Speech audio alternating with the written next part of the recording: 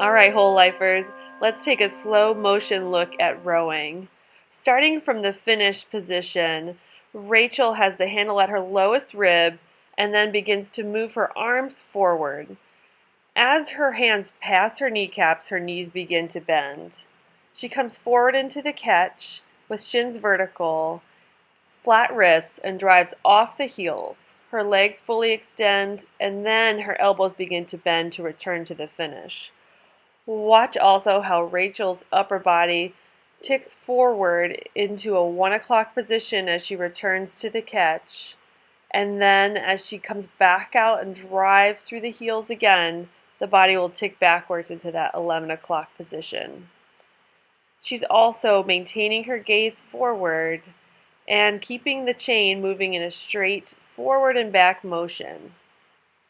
See the written part of this article for more do's and don'ts. Happy rowing!